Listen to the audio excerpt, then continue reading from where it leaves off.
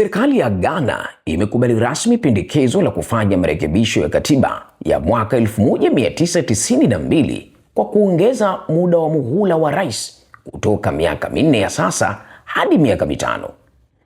Uamuzi huo ulitangazwa siku ya Alhamis baada ya serikali kupitia mapendekezo yaliyowasilishwa na kamati ya mapitio ya katiba iliyoundwa ya mwaka jana na Rais John Dramani Mahama. Hii ni TriGen Media. Mimi ni Hamisi Mbega. Hatua hiyo inalenga kuboresha mfumo wa utawala na kutoa muda zaidi kwa serikali kutekeleza sera na mipango yake ya maendeleo. Mbali na kuongeza muda wa rais, serikali pia imekubali pendekezo la kuongeza muda wa bunge ili uendane na muhula mpya wa urais. Kwa sasa bunge na rais huchaguliwa kwa kipindi cha miaka 4, lakini endapo marekebisho hayo yatapitishwa, wote watakuwa wakihudumu kwa kipindi cha miaka 5 kabla ya uchaguzi mwingine kufanyika. Serikali imeeleza kuwa sababu kuu ya kufanya mabadiliko hayo ni kwamba mchakato wa uchaguzi, kuapishwa kwa viongozi na kipindi cha mpito huchukua muda mrefu, jambo linalopunguza muda halisi wa serikali kutekeleza ahadi zake. Kwa kuongeza mwaka mmoja, serikali inaamini itapata nafasi ya kutosha kukamilisha miradi ya maendeleo, kutekeleza mageuzi ya kiuchumi na kuongeza uwajibikaji kwa wananchi. Katika mapendekezo hayo, serikali pia imekubali kupunguza umri wa chini wa mgombea urais kutoka miaka 40 hadi miaka 35. Hata hivyo, haikukubaliana na pendekezo la kamati lililotaka umri huo ushushwe hadi miaka 30. Serikali imeeleza kuwa miaka 35 inaonekana kuwa kiwango kinachomwezesha mtu kuwa na uzoefu tena wa kutosha wa uongozi, huku ikifungua nafasi kwa kizazi kipya kushiriki zaidi katika siasa za taifa. Aidha, serikali imekubali pendekezo la kuhamisha uchaguzi mkuu wa urais ufanyike katika wiki ya kwanza ya mwezi Novemba badala ya tarehe za sasa. Lengo ni kutoa muda wa kutosha kati ya uchaguzi na kuapishwa kwa rais mpya tarehe 7 Januari.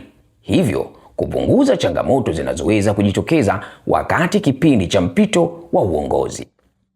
Muswada wa marekebisho hayo sasa unatarajiwa kupitia hatua mbalimbali za kisheria kabla ya kufikishwa kwenye kura ya maoni ya wananchi mwaka 2027.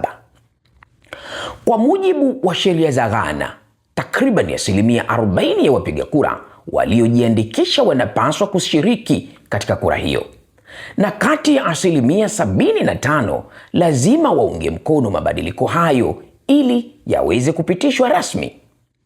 Ghana inaendelea kutambulika kama moja ya mataifa yenye demokrasia imara zaidi barani Afrika tangu kurejea kwa mfumo wa vyama vingi mwaka 1992.